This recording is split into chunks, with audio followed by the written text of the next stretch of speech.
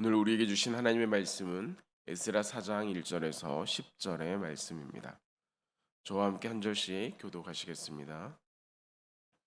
사로잡혔던 자들의 자손이 이스라엘의 하나님 여호와의 성전을 건축한다 함을 유다와 베냐민의 대적이 듣고 스룹바벨과 족장들에게 나와 이르되 우리도 너희와 함께 건축하게 하라. 우리도 너희 같이 너희 하나님을 찾노라. 아수르 왕 에사라돈이 우리를 이리로 오게 한 날부터 우리가 하나님께 제사를 드리노라 하니 수룹바벨과 예수아와 기타 이스라엘 족장들이 이르되 우리 하나님의 성전을 건축하는데 너희는 우리와 상관이 없느니라.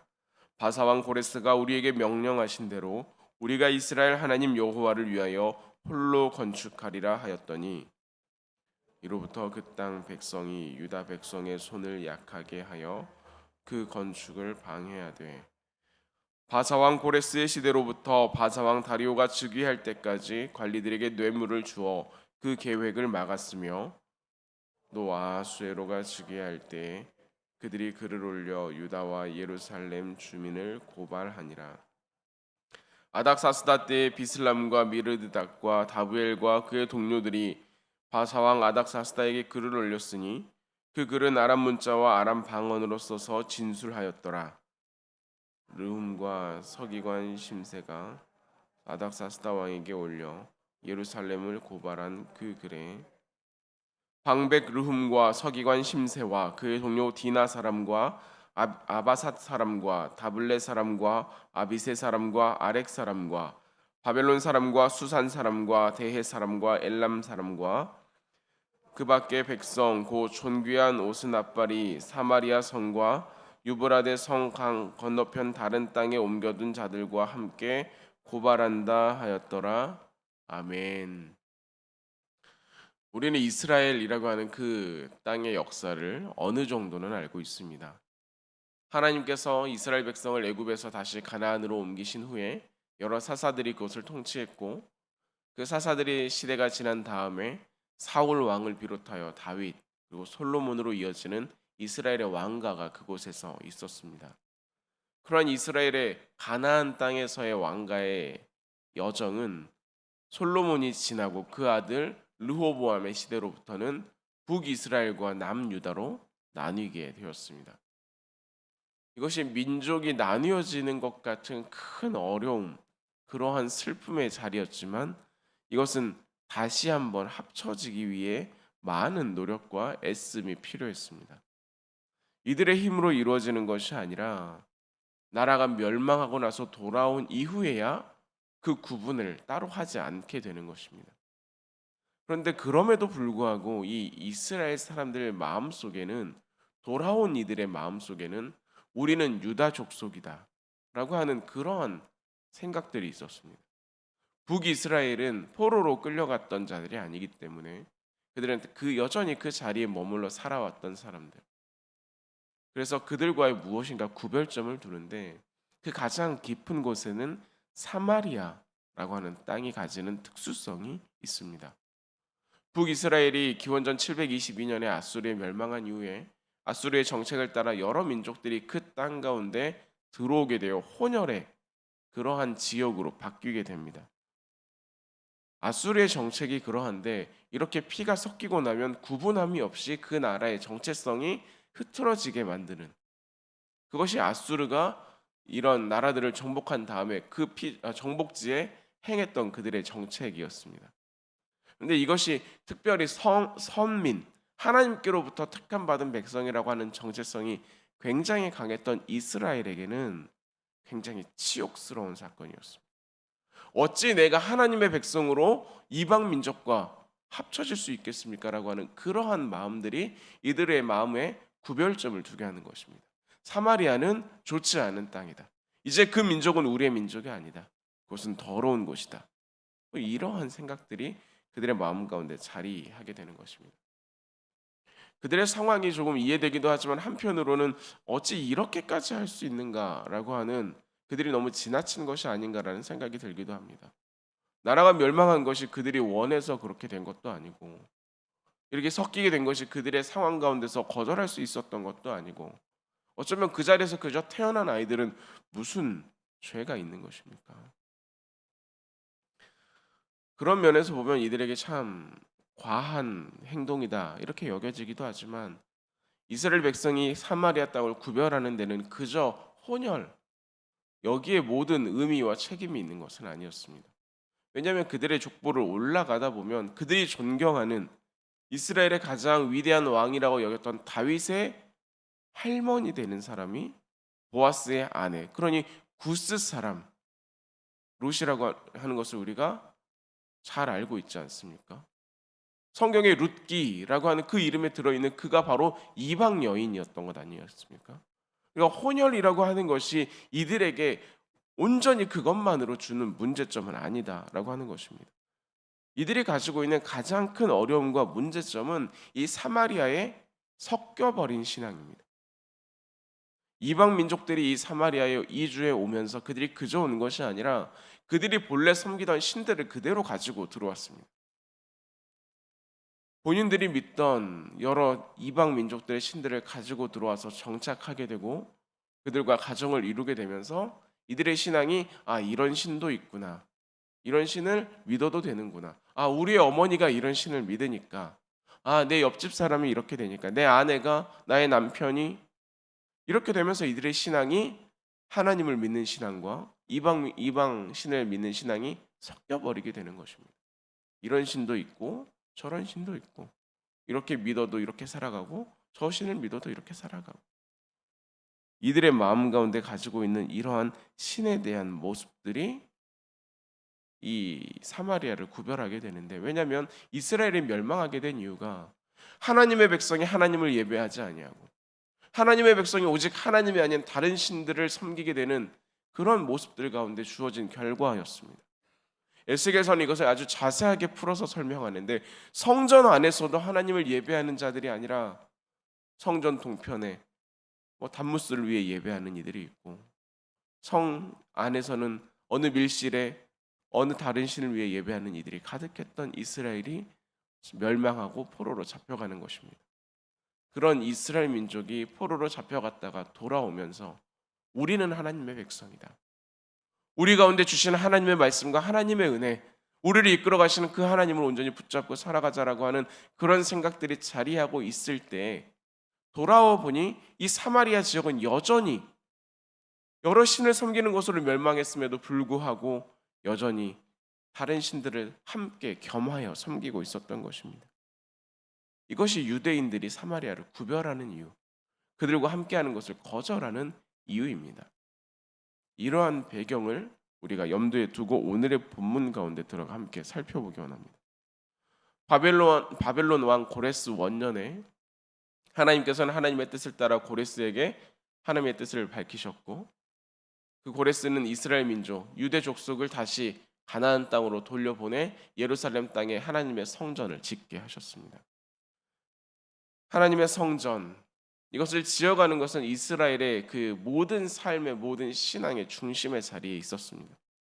그러니 이스라엘 백성이 모든 것이 다 무너져 버린 성벽도 없고 성문도 없고 성전도 없는 그 무너져 버린 땅 예루살렘 가운데 다시 한번 하나님의 성전을 짓는 것은 무너져 버린 그들의 삶, 무너져 버린 그들의 신앙, 무너져 버린 하나님 앞에서의 삶을 다시 한번 재건해가는 성전에 벽돌 하나를 올리면서 내 마음의 신앙의 벽돌 하나 올려가고 하나님 앞에서의 이 성전을 세워감에 따라 자신의 가정의 신앙을 온전히 세워가는 그런 여정을 짓기 시작하는 것입니다. 그러한 하나님의 여정, 그러한 이스라엘 백성들의 그러한 신앙의 여정을 쌓아가는 이 성전의 시작점에서 이 소문이 주변에 있는 이들에게 들리기 시작했습니다. 그랬더니 그들이 와서 이야기하는 것이 우리도 이 하나님의 성전을 같이 짓고 싶다 이렇게 말하는 것입니다. 성경은 그들을 굉장히 독특한 표현으로 설명하는데요. 대적이라고 말합니다. 성전을 짓고자 하는 이 유다 족속들의 대적들이 와서 이야기를 하는데 우리도 너희의 하나님의 성전을 같이 짓자라고 말합니다. 이 대적에는요. 이스라엘 백성이 예루살렘을 떠나 바벨론의 포로로 살아갈 때 들어와서 예루살렘을 마치 자기의 땅인 것처럼 살아왔던 이들과 또한 오늘의 성경 본문 읽은 9절에서 10절에 나오는 것처럼 사마리아 사람들을 비롯한 주변의 여러 나라 사람들을 포함하고 있습니다. 그들이 요청하는 것이죠. 우리의 처지도 너희와 크게 다르지 않다. 우리가 왜 이 가나안 땅에 살아가게 됐냐면 아수르 왕이 우리를 이곳으로 보내어 우리도 어쩔 수 없이 여기에서 살아가게 된 것 아니냐. 이 포로의 심정을 너희들도 잘 알지 않느냐. 그런데 우리가 이 땅에 와서 보니 이 땅은 너희의 하나님을 섬기는 그 땅이더라. 그래서 우리도 이 땅에 와서 너희의 하나님을 섬기며 지금까지 살아왔다. 그러니 그 하나님, 너희의 하나님을 위한 성전을 우리도 같이 짓게 해달라. 이렇게 이야기합니다. 이 얼마나 반가운 소식입니까? 이 유다 민족의 그 억울했던 심정, 포로의 심정, 하나님께 예배하지도 못하고 살아왔던 그들의 마음을 이해하는 사람들, 심지어 이 땅에 와서 하나님을 예배하며 살아왔다고 말하는 그들의 이야기가 이스라엘 사람들에게는 큰 힘이 되지 않겠습니까? 더구나 포로에서 돌아온 이 사람들은 숫자가 얼마 되지 않아서 성전을 짓기에는 많이 힘든 것이 사실입니다. 그런데 돕는다는 것입니다. 여기에 대해서 이스라엘의 스룹바벨을 비롯한 여러 지도자들이 그 이야기를 듣고 어떻게 했을까요? 거절합니다. 그들의 이야기를 거절합니다. 이 좋은 기회를, 그들의 마음과 그들의 생각이 잘 드러나는 것 같은 이 이야기를 왜 거절했을까? 이것은 그들이 했던 말을 통해서 우리가 짐작해 볼 수 있는데요. 먼저는 그들의 중심에 놓여 있습니다. 대적이라고 표현하는, 그동안 우리는 하나님을 섬겨왔다라고 말하는 그들은 이스라엘 사람들, 이 유다 백성들이 예루살렘 성전을 지을 때 하나님을 표현하면 무엇이라고 말하냐면 너희의 하나님을 위한 성전, 이렇게 말합니다. 그들이 만약에 이 70년 동안에 이 땅에 살아가면서 하나님을 섬기며 살아왔다면 그들의 고백은 너희의 하나님이 아니라 나의 하나님, 우리가 함께 예배하고 함께 섬기는 그 하나님, 우리의 하나님이라고 해야 하는 것이 마땅할 터인데 이들은 너희가 섬기는 너희의 하나님, 이렇게 표현합니다. 친구가 교회에 간다고 해서 내가 구원을 받는 것이 아닌 것처럼, 우리의 부모님이 교회를 다닌다고 해서 자녀가 구원을 받는 것이 아닌 것처럼, 성전을 같이 짓는다고 말하지만 너희의 하나님이라고 말하는 그들의 삶의 중심에는, 나의 하나님을 고백하지 못하는 그들의 신앙의 중심에는 하나님이 없다는 것이 너무 여실히 드러나는 것입니다. 동시에 너희의 하나님이라고 말하는 그들의 신앙의 표현은 그들의 신앙의 모습, 가나안 땅에 살아가며 여러 신들을 함께 섬기는 그들의 모습을 반영하는데, 이제 성전을 지어서 너희가 섬기는 그 하나님을 우리도 함께 섬겨보겠다. 이것은 하나님만을 섬긴다는 것이 아니라 여러 신들 중에 하나로 하나님도 한번 섬겨보겠다라고 표현하는 것입니다. 너희들을 포로에서 돌아오게 한 하나님이 무엇인가 능력이 있어 보이는구나, 좋아 보이니 우리도 한 손을 거들겠다라고 말하는 것입니다.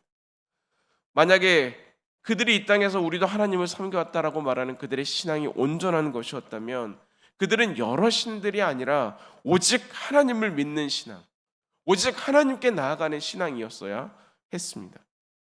그러면 이 땅 가운데에는 회파돼 버린 성전, 하나님을 예배하는 처소가 없어진 것이 아니라 이미 이들을 통한 예배의 공동체가 회복되어져 있었어야 했고, 이곳에는 하나님을 향한 온전한 예배가 드려지고 있었어야 했습니다.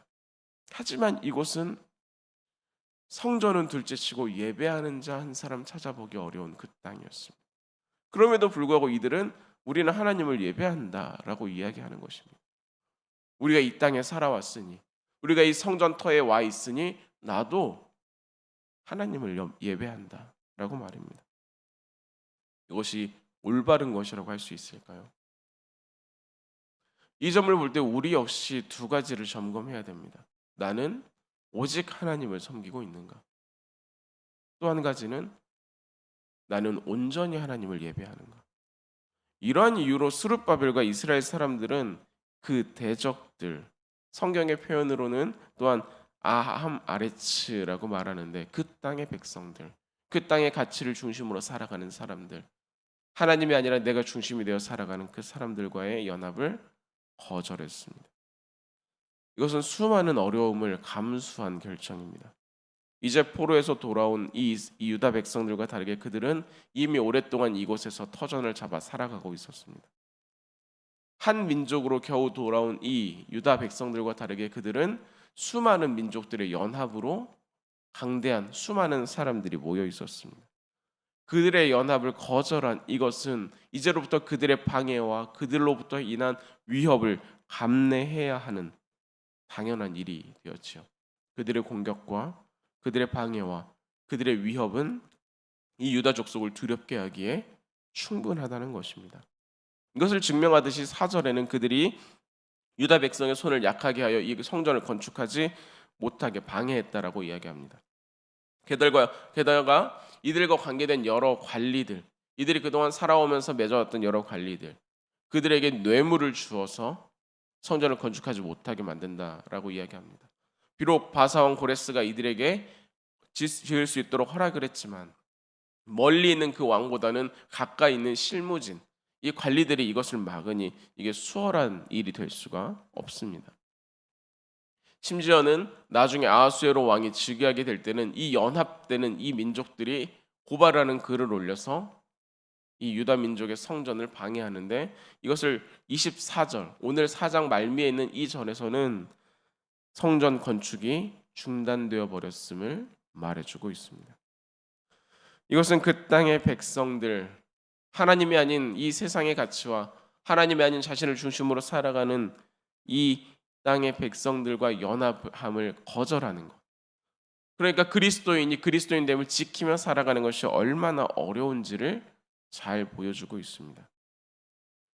그럼에도 불구하고 그들의 제안을 거절한 이유는 이스라엘이 연합해야 하는 대상은 이 땅의 가치와 이 땅의 이야기가 아니라 오직 하나님이기 때문입니다. 하나님과만 연합해야 하기 때문입니다. 그렇게 우리의 신앙을 흔들 수 있는 여러 가지 상황은 피하는 것입니다. 수많은 우상을 함께 섬기는 그들과의 연합은 피하는 것입니다.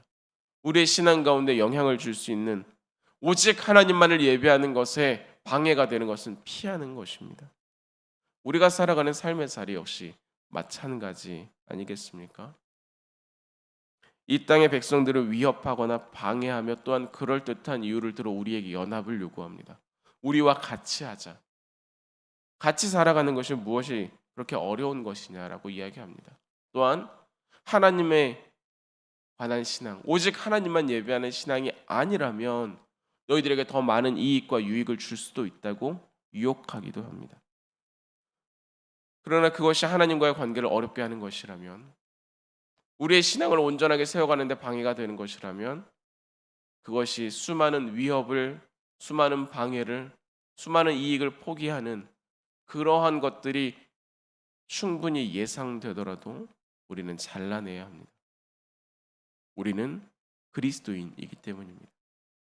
오직 하나님만을 예배하고 하나님께만 나아가는, 하나님만 섬기는 하나님의 사람들이기 때문입니다. 그렇게 오늘 하루를 살아가면서 하나님께 나아가는 나의 발걸음을 방해하는 것이 무엇인지 한번 점검해 보시기 바랍니다. 내 삶 가운데 하나님을 예배하는데 그것을 유혹하는 다른 것들은 없는지 한번 살펴보시기 바랍니다. 그리고 오직 하나님만 바라보며 살아가도록, 하나님, 내가 하나님만을 붙들어 살아갈 수 있도록 인도해 주십시오 구하는 오늘이 되기를 바랍니다. 이 땅의 백성들이 우리를 두렵게 할지라도 우리의 하나님, 그 하나님의 인도하심이 우리의 걸음을 온전하고 안전하게 하나님의 선함 가운데로 인도해 주실 것입니다. 그 은혜가 우리의 신앙을 결단하고 하나님께만 나아가는 여러분 가운데 가득하기를 주님의 이름으로 기원합니다. 기도하겠습니다.